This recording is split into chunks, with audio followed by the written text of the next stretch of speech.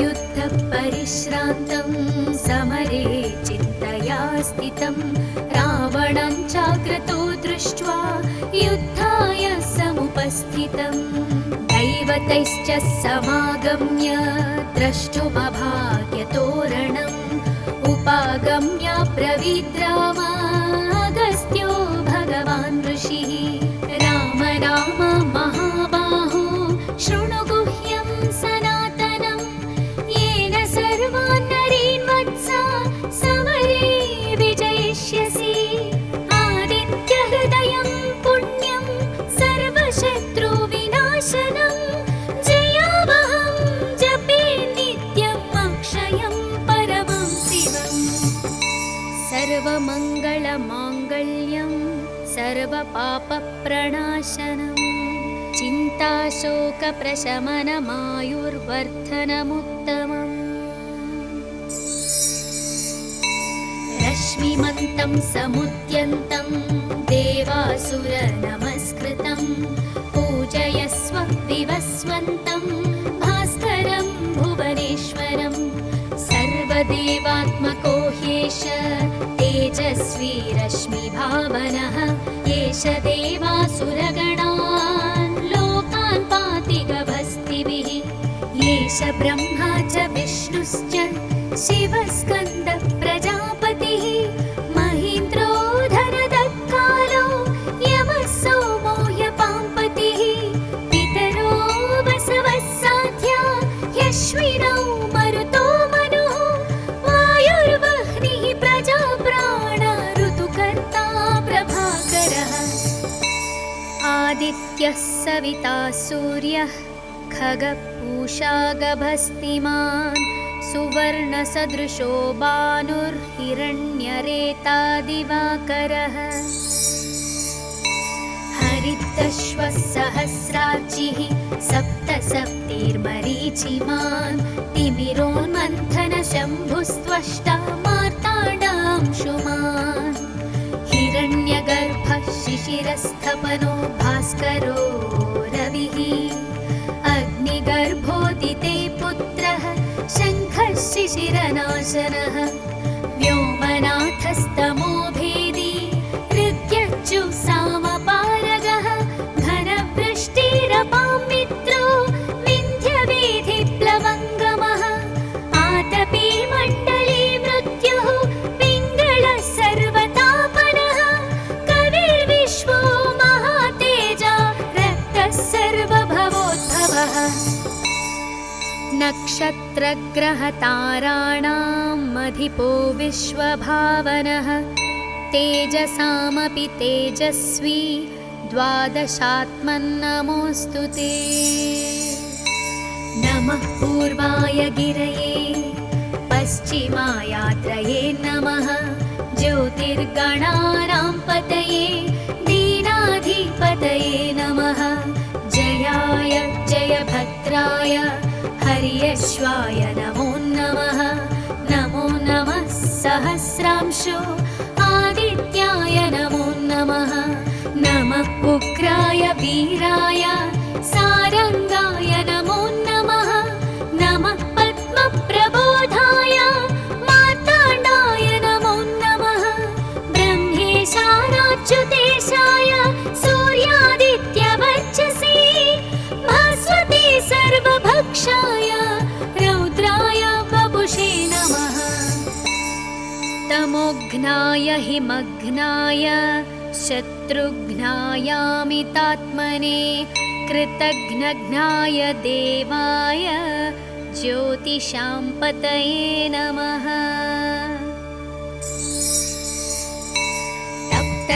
तप्तचामीकराभाय वह्नये विश्वकर्मणे नमस्तमोभिनिघ्नाय रुचये लोकसाक्षिणे नाशयत्येष वैभूतं तदेव सृजति प्रभुः पायत्येष तपत्येष वर्षत्येष गभस्तिभिः येष सुप्तेषु जागर्ति भूतेषु परिनिष्ठितः येष एवाग्निहोत्रं च फलं चैवाग्निहोत्रिणां वेदाश्च क्रतवश्चैव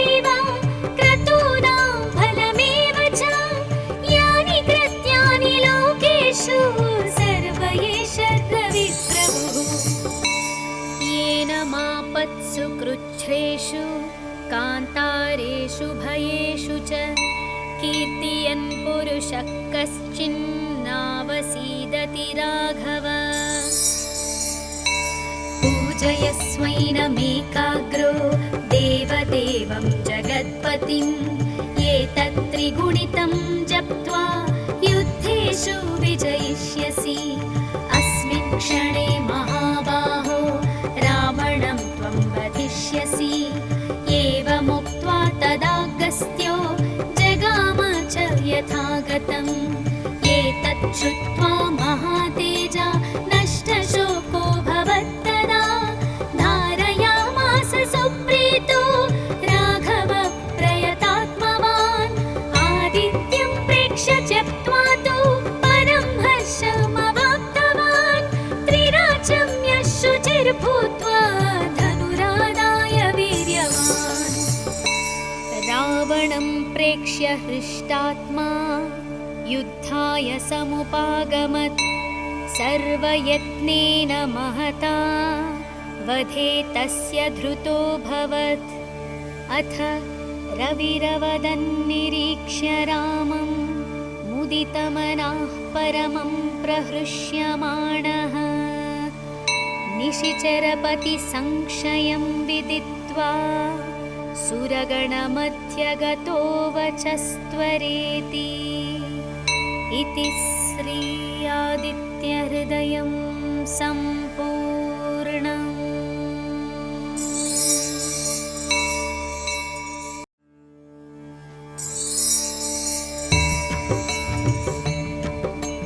ततो युद्धपरिश्रान्तं समरे चिन्तया स्थितं रावणं चाग्रतो दृष्ट्वा युद्धाय समुपस्थितम् दैवतैश्च समागम्य द्रष्टुमभाग्यतोरणम् उपागम्य ब्रवीद्रामागस्त्यो भगवान् ऋषिः राम राम महाबाहो शृणु गुह्यं सनातनं येन सर्वान् नरीन् वत्सा समरे विजयिष्यसि आदित्यहृदयं पुण्यं सर्वशत्रुविनाशनं जयावहं जपे नित्यम् अक्षयं परमं शिवम् सर्वमङ्गलमाङ्गल्यं सर्वपापप्रणाशनं चिन्ताशोकप्रशमनमायुर्वर्धनमुत्तमम् रश्मिमन्तं समुद्यन्तं देवासुरनमस्कृतं पूजयस्व विवस्वन्तं भास्करं भुवनेश्वरं सर्वदेवात्मको ह्येष तेजस्वी रश्मिभावनः एष देवासुरगणान् लोकान् पाति गभस्तिभिः एष ब्रह्मा च विष्णुश्च शिवस्कन्द प्रजापतिः महीन्द्रो धनदत्कालो यमः सोमो ह्यपाम्पतिः पितरो वसवः साध्या ह्यश्विनौ मरुतो मनुः वायुर्वह्निः प्रजाप्राण ऋतुकर्ता प्रभाकरः आदित्यः सविता सूर्यः खगपूषा गभस्तिमान् सुवर्णसदृशो भानुर्हिरण्यरेता दिवाकरः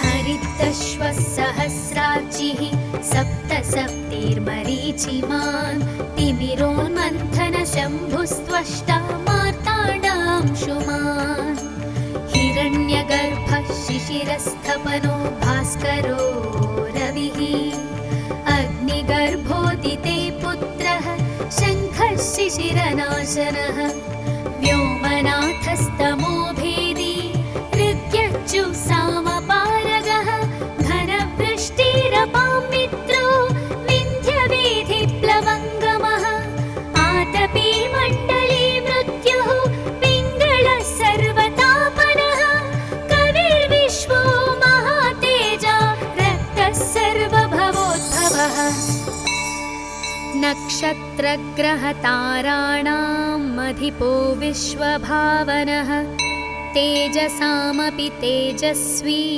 द्वादशात्मन्नमोऽस्तु ते। नमः पूर्वाय गिरये पश्चिमायात्रये नमः। ज्योतिर्गणानां पतये दीनाधिपतये नमः। जयाय जयभद्राय हर्यश्वाय नमो नमः। नमो नमः सहस्रांशो आदित्याय नमो नमः। नमः उग्राय वीराय सारंगाय नमो नमः। नमः पद्मप्रबोधाय मार्ताण्डाय नमो नमः। ब्रह्मेशानाच्युतेशाय सूर्यादित्यवर्चसे भास्वते सर्वभक्षाय रौद्राय वपुषे नमः। तमोघ्नाय हिमघ्नाय शत्रुघ्नायामितात्मने कृतघ्नघ्नाय देवाय ज्योतिषां पतये नमः।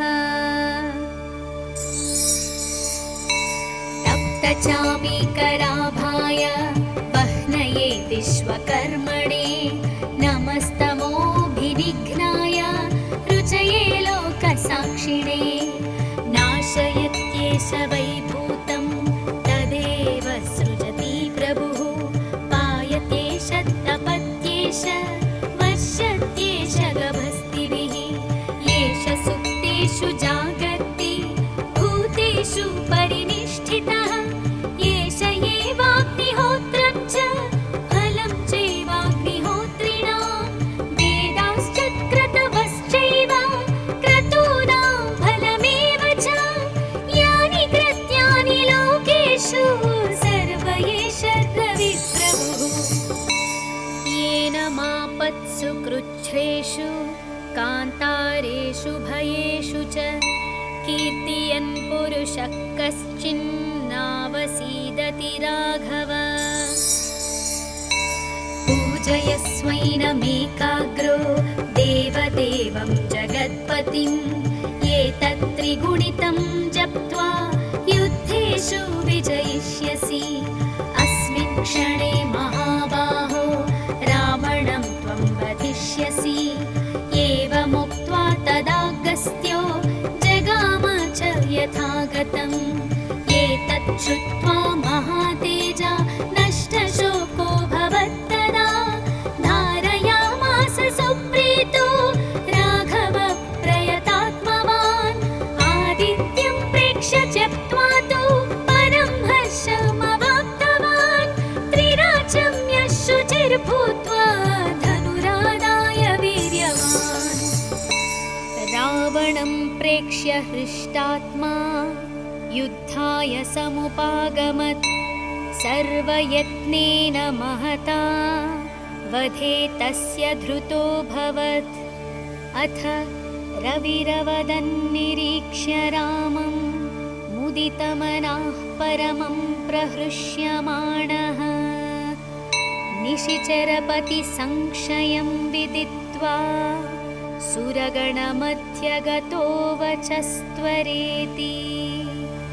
इति श्री आदित्यहृदयं सम्पूर्णम्।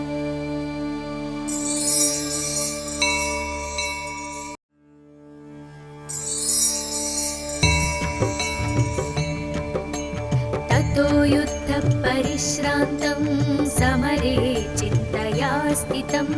रावणं चाग्रतो दृष्ट्वा युद्धाय समुपस्थितम्। दैवतैश्च समागम्य द्रष्टुमभाग्यतोरणम्। उपागम्य ब्रवीद्राम अगस्त्यो भगवान् ऋषिः। राम राम महाबाहो शृणु गुह्यं सनातनं। येन सर्वान् नरीन् वत्सा समरे विजयिष्यसि। आदित्यहृदयं पुण्यं सर्वशत्रुविनाशनं। जयावहं जपे नित्यम् अक्षयं परमं शिवम्। सर्वमङ्गलमाङ्गल्यं सर्वपापप्रणाशनं चिन्ताशोकप्रशमनमायुर्वर्धनमुत्तमम् रश्मिमन्तं समुद्यन्तं देवासुरनमस्कृतं पूजयस्व विवस्वन्तं भास्करं भुवनेश्वरं सर्वदेवात्मको ह्येष तेजस्वी रश्मिभावनः एष देवासुरगणान् लोकान् पाति गभस्तिभिः एष ब्रह्मा च विष्णुश्च शिवस्कन्द प्रजापतिः महीन्द्रो धनदत्कालो यमः सोमो ह्यपाम्पतिः पितरो वसवः साध्या ह्यश्विनौ मरुतो मनुः वायुर्वह्निः प्रजाप्राण ऋतुकर्ता प्रभाकरः आदित्यः सविता सूर्यः खगपूषा गभस्तिमान् सुवर्णसदृशो भानुर्हिरण्यरेता दिवाकरः हरितश्वः सहस्रार्चिः सप्तसप्तिर्मरीचिमान् तिमिरोन्मन्थनशम्भुस्त्वष्टा मार्ताण्डांशुमान् हिरण्यगर्भः शिशिरस्थपनो भास्करो रविः अग्निगर्भोदिते पुत्रः शङ्खः शिशिरनाशनः व्योमनाथस्तमो भेदी ऋग्यच्चु सामपारगः घनवृष्टिरपां मित्रो विन्ध्यवेधिप्लवङ्गमः आतपी मण्डली मृत्युः पिङ्गळः सर्वतापनः कविर्विश्वो महातेजा रक्तः सर्वभवोद्भवः नक्षत्रग्रहताराणाम् अधिपो विश्वभावनः तेजसामपि तेजस्वी द्वादशात्मन्नमोऽस्तु ते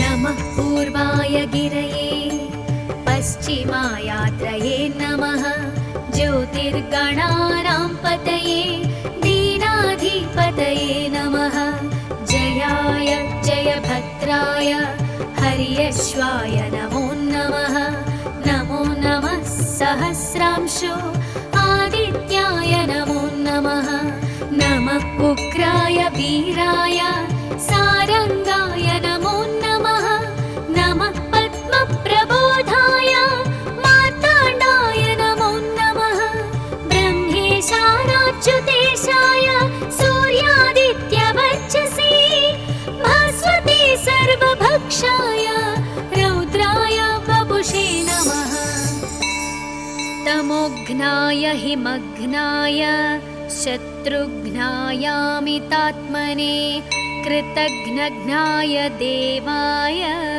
ज्योतिषां पतये नमः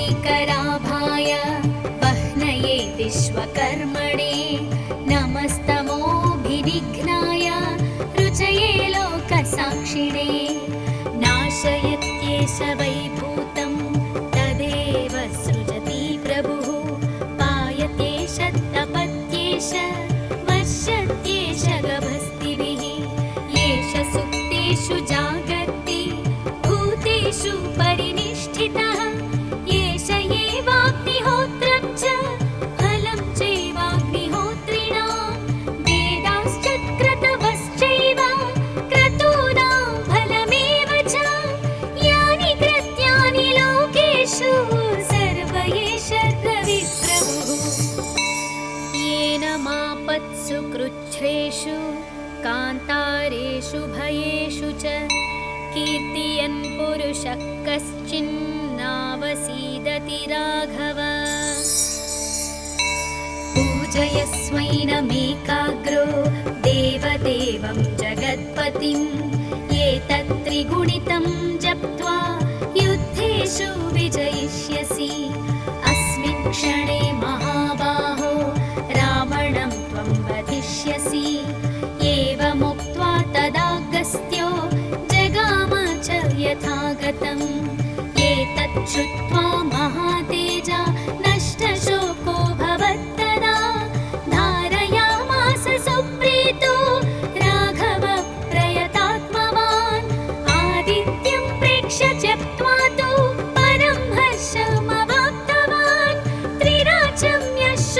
भूत्वा धनुरादाय वीर्यवान्। रावणं प्रेक्ष्य हृष्टात्मा युद्धाय समुपागमत्। सर्वयत्नेन महता वधे तस्य धृतोऽभवत्। अथ रविरवदन्निरीक्ष्य रामं मुदितमनाः परमं प्रहृष्यमाणः।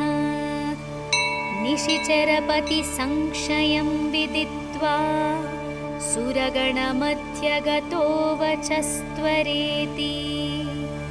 इति श्री आदित्यहृदयं